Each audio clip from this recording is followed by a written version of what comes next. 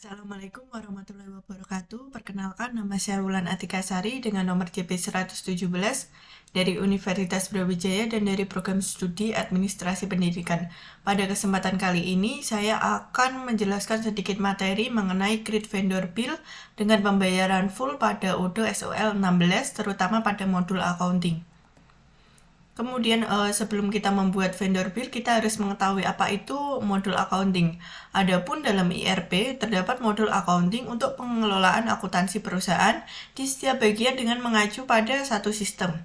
IRP accounting memungkinkan perusahaan untuk mengintegrasikan berbagai fungsi pengelolaan akuntansi pada setiap proses bisnis perusahaan yang mana saling bersangkutan dan juga terhubung.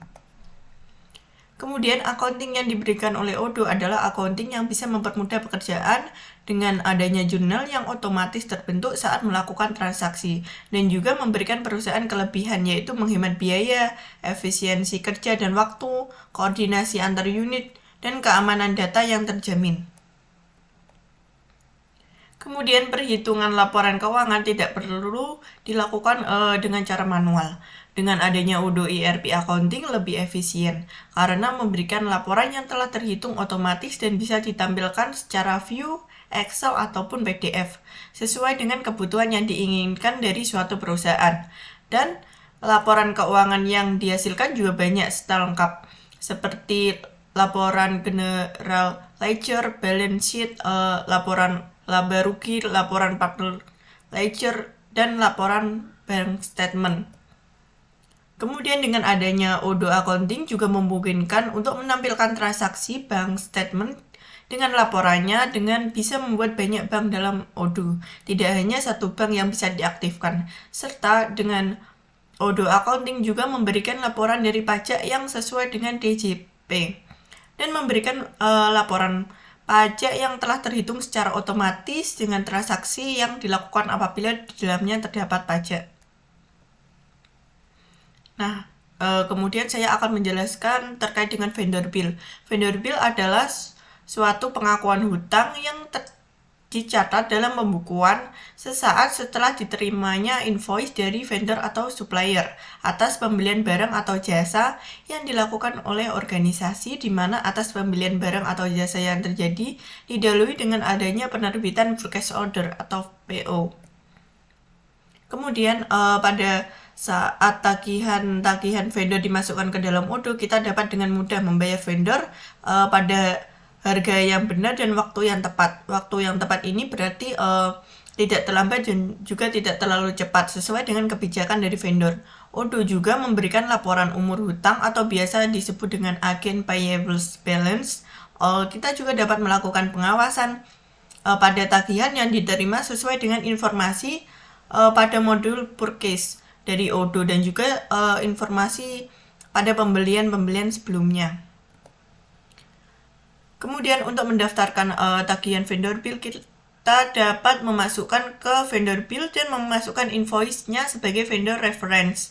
Kemudian product lines, memastikan jumlah barang dan nilai yang ditagih benar dan juga keseluruhan tagihan beserta pajaknya juga benar. Secara umum kita hanya perlu memasukkan harga produknya tanpa pajak dan ODO akan menghitung sendiri pajaknya. Setelah tagihan divalidate, maka akan mengupdate jurnal barang dan pajak pada debit, hutang pada kredit. Bisa juga biaya dan pajak pada debit dan hutang pada kredit. Proses validasi ini akan memperbarui profit dan loss dan juga balance sheet. Untuk mencatat pembayaran kepada vendor, kita dapat masuk ke register payment.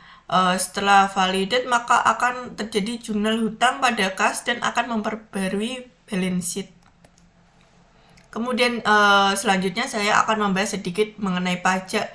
Di sini ada pajak dikelompokkan menjadi dua, yaitu pajak pertambahan nilai atau PPN dan pajak penghasilan atau biasa disebut dengan PPh. Yang pertama terkait dengan pajak pertambahan nilai atau PPN.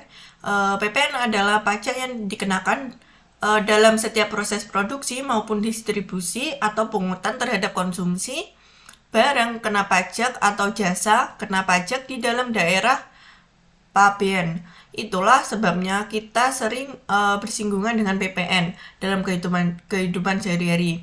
Dalam PPN, pihak yang menanggung beban pajak adalah konsumen akhir atau pihak pembeli. Contohnya adalah pengenaan PPN pada saat berbelanja di supermarket. Kita akan menemukan tulisan PPN dalam rincian angka struknya. Kemudian yang kedua itu terkait dengan pajak penghasilan atau PPh.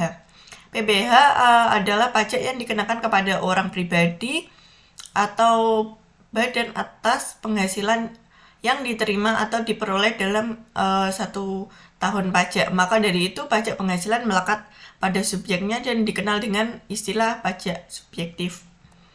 Kemudian selanjutnya saya akan membahas terkait dengan PPN karena ini berhubungan dengan barang dan jasa. Pajak pertambahan nilai atau PPN dikenakan pada sejumlah barang dan jasa, contohnya seperti barang hasil pertambangan atau hasil pengeboran yang diambil langsung dari sumbernya. Yang kedua itu ada makanan dan minuman yang disajikan di hotel, restoran, rumah makan, warung, dan sejenisnya. Tidak termasuk minuman atau makanan yang diserahkan oleh catering. Kemudian ada juga kebutuhan pokok yang menjadi kebutuhan orang banyak. Kemudian yang terakhir juga ada uang, emas batangan, dan surat-surat berharga. Nah, kemudian ada pertanyaan, apakah tagihan listrik dan telepon terkena pajak PPN? Tidak, tagihan listrik dan telepon tentu tidak terkena pajak PPN. Jadi tidak semua yang kita beli atau bayar itu terkena pajak PPN, dan juga tergantung apa barang atau jasa yang kita bayar. Listrik sesuai dengan peraturan pemerintah nomor 48 tahun 2020. Listrik juga pada dasarnya merupakan barang kena pajak yang bersifat strategis, yang atas penyerahannya dibebaskan dari PPN atau pajak pertambahan nilai. Kemudian kita langsung saja pada skenarionya. Dinas Sosial merupakan instansi pemerintah yang memiliki peran dalam meningkatkan kualitas kesejahteraan sosial perorangan, kelompok, dan masyarakat. Kondisi sosial di Kota Malang masyarakatnya sudah dapat dikatakan sejahtera. Kesejahteraan masyarakat dapat dilihat diantaranya melalui 2 aspek, yaitu kondisi umum kesehatan dan pemerataan sarana dan prasarana atau biasa disebut dengan kualitas hidup dan infrastruktur. Apabila dilihat secara singkat, kondisi umum kesehatan di Kota Malang sudah dikatakan sangat baik. Sedangkan pada penyediaan dan pemerataan sarana dan prasarana infrastrukturnya juga semakin meningkat. Dengan demikian, kedua aspek kesejahteraan sudah dapat terpenuhi. Kantor Dinas Sosial Kota Malang beralamat di Jalan Raya Ki Ageng Gribik nomor 5 Kedungkandang, Kecamatan Kedungkandang, Kota Malang. Untuk menjalankan kegiatan di kantor tersebut pastinya membutuhkan jasa layanan seperti listrik dan juga telepon. Maka dari itu, Dinas Sosial Kota Malang ingin melakukan tagihan pembayaran listrik dan telepon melalui vendor bill yang ada pada aplikasi Odoo, terutama dalam modul accounting. Kemudian skenario berikutnya, kantor Dinas Sosial Kota Malang harus membayar tagihan kepada vendor, yaitu yang pertama pada tagihan listrik PLN sebesar 570.000 dan juga tagihan telepon sebesar 450.000. Nah, selanjutnya kita langsung saja pada simulasi Odoo SOL 16. Sekarang saya akan menjelaskan langkah-langkah bagaimana cara untuk membuat vendor bill pada kantor Dinas Sosial Kota Malang pada Odoo, terutama pada modul accounting. Langkah pertama yang kita lakukan adalah dengan login pada akun Odoo kita dengan memasukkan email dan juga password, kemudian kita klik login. Nah, kemudian kita menuju ke home menu, kita ke bagian apps terlebih dahulu untuk memastikan bahwa kita sudah menginstal modul Extra Odoo 16 Full Accounting Kit.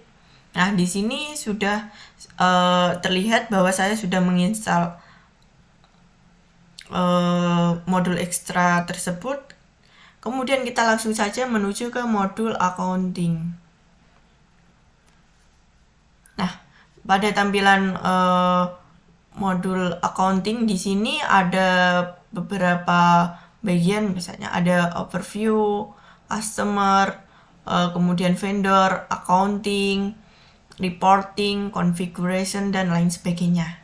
Nah, berhubung sesuai dengan skenario, saya akan membuat vendor bill dari kantor dinas sosial Kota Malang, maka saya akan pergi ke bagian vendor, kemudian saya klik bagian bill. Nah, ini adalah riwayat-riwayat vendor bill yang telah ada di Odoo-nya sendiri. Nah, untuk membuat vendor bill baru, kita klik pada bagian new. Nah, ini adalah draft vendor bill-nya. Nah, yang pertama tadi tagihan terkait dengan listrik. Nah, listrik itu biasanya kita membayar di PLN. Jadi kita langsung saja kita pilih vendornya PLN, PT PLN. Nah, di sini sudah ada alamatnya juga, Jalan Jenderal Basuki Rahmat, Klojen, Kota Malang, Jawa Timur. Kemudian bill date-nya tanggal pembayaran kita terkait tagihannya misalnya tanggal 3. Kemudian di sini ada batas waktunya. Nah, ini ada beberapa pilihan. Nah, biasanya tuh kalau pembayaran listrik itu listrik pasca bayar itu dibayar 30 hari sampai dengan tanggal 10. Jadi kita pilih yang 30 hari sampai tanggal 10. Nah, kalau apabila kita membayar tanggal 3 bulan 4 ini belum tidak melewati batas pembayaran dan juga tidak terlalu cepat. Jadi ini sudah sesuai dengan peraturannya, yaitu 30 hari sampai dengan tanggal 10. Nah, di sini pada bagian produk kita langsung saja tulis misalnya listrik.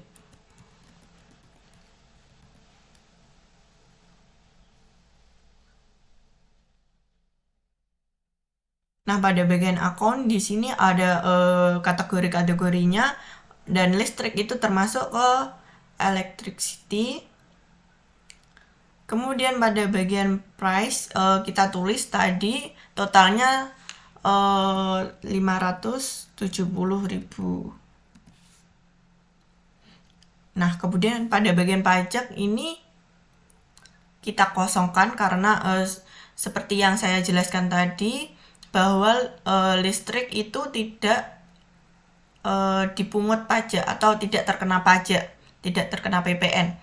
Jadi ini pembayarannya murni tagihan dari PLN saja tanpa ada pajaknya. Jadi ini sudah ada totalnya. Kemudian kita confirm untuk mengkonfirmasi. Nah, di sini akan yang tadinya draft sekarang menjadi vendor bill. Nah, ini sudah ada tanggalnya dan nomor vendor bill-nya, ini tagihannya dan lain sebagainya. Kemudian kita lihat pada jurnal item lah. Di sini akan muncul misalnya electricity, ini debitnya 570.000, kemudian trade receivable-nya 570.000 pada kredit. Taksnya atau pajaknya ini kosong. Nah, kemudian kita langsung saja kita register payment. Nah, di sini kita bisa memilih ingin membayarkan dengan bank atau dengan cash. Kan sesuai dengan skenario kantor kan yang membayar itu kantor dinas sosial Kota Malang. Nah, biasanya itu menggunakan bank. Kemudian payment methodnya kita pilih manual, kemudian amount-nya di sini berapa yang ingin kita bayar, ini bisa kita sesuaikan. Nah, biasanya itu kalau pembayaran listrik itu harus dibayar secara lunas, jadi tidak boleh di DP. Nah, ini jadi sesuai 570, saya bayar 570. Kemudian apabila sudah sesuai semua, kita create payment. Nah, di sini sudah tertulis paid atau terbayar tagihan listriknya pada PLN Kota Malang. Nah, kemudian kita lihat pada bagian journal entries-nya.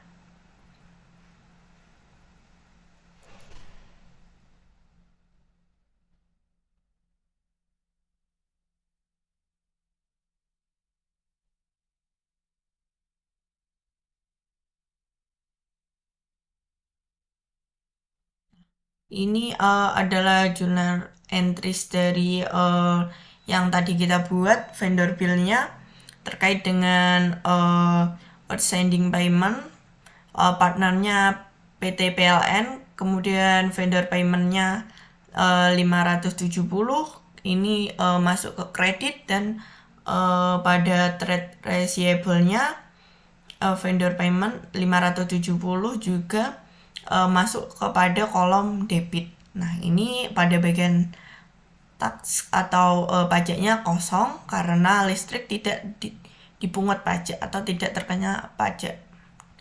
Nah, kemudian kita membuat tagihan yang kedua, yaitu yang terkait dengan telepon. Kita ke bagian vendor, kemudian bill, kemudian kita klik new karena vendornya berbeda antara PLN dengan Telkom. Nah, di sini kita tulis Telkom Indonesia. Di sini juga sudah ada alamatnya, Jalan Jenderal Ahmad Yani nomor 11, Blimbing, Malang, Jawa Timur, Indonesia. Kemudian bill date-nya kapan kita melakukan pembayaran ini, misalnya kita buat dari ini tanggal 3. Kemudian ada batas waktunya, biasanya kalau pasca bayar itu dibayar 30 hari sampai dengan tanggal 10. Kita klik ini, jadi kalau kita bayar tanggal 3 ini tidak terlalu cepat dan tidak terlambat dari batas waktu yang diberikan oleh vendor tersebut. Nah, kemudian di sini pada bagian produk kita langsung tulis saja, misalnya telepon.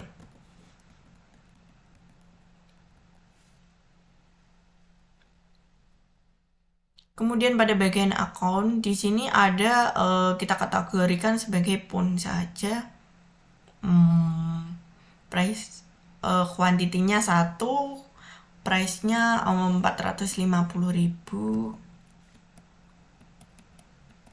Kemudian pada bagian tax ini atau pajak, karena telepon dan listrik tidak terkena pajak, jadi kita delete saja. Nah, jadi total yang harus dibayar pada tagihan telepon pada Telkom Indonesia itu sebesar 450.000 totalnya, karena tidak ada pajaknya, karena telepon tidak menjadi jasa yang tidak kena pajak. Kemudian kita apabila sudah sesuai, ini karena masih berbentuk draft, kemudian kita confirm untuk mengkonfirmasi pembayaran. Untuk melakukan pembayaran, kita register payment. Nah, di sini ada pilihan lagi, kita membayar secara cash atau dengan bank. Biasanya pada kantor Dinas Sosial Kota Malang itu menggunakan bank karena merupakan suatu institusi pemerintahan.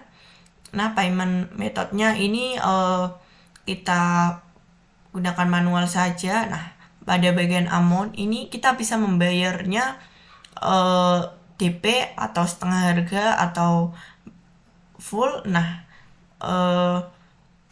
pada skenario dan biasanya pada tagihan telepon itu kita harus membayarnya secara full dalam satu waktu. Jadi tidak bisa dicicil atau tidak bisa di DP.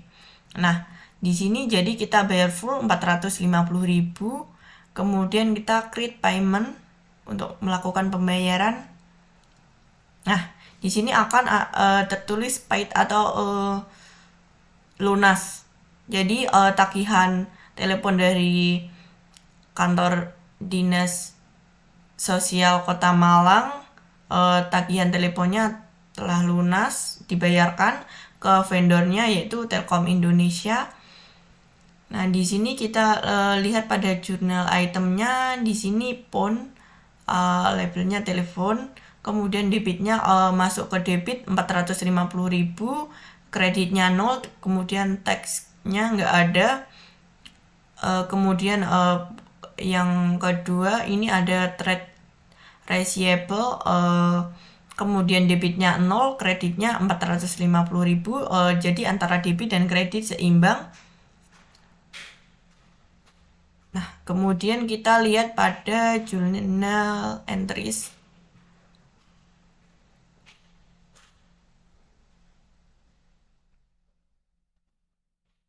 Nah,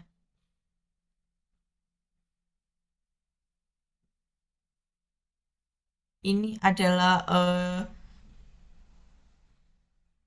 journal entries dari tagihan telepon tadi. Bisa dilihat di sini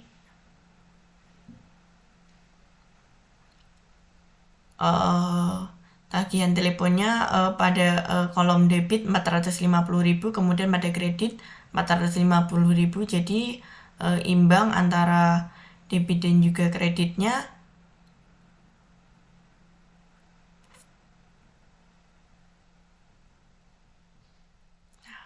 Pada bagian ini, nah ini yang tadi secara draftnya, yang ini yang sudah terbayarkan. Nah, ini pada akunnya, jurnal itemnya, pada jurnal entries, outstanding paymentnya, partnernya Telkom Indonesia, vendor paymentnya 450.000,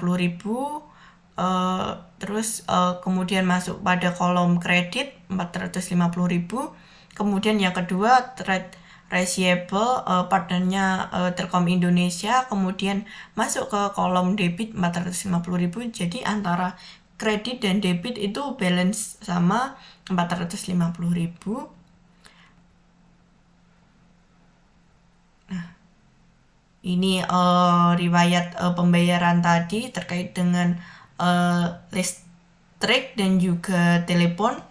Ini ada riwayatnya, di sini sudah statusnya terbayar dan terpos. Nah, sekian penjelasan dari saya terkait dengan pembuatan vendor bill pada kantor dinas sosial Kota Malang. Sekian dan terima kasih.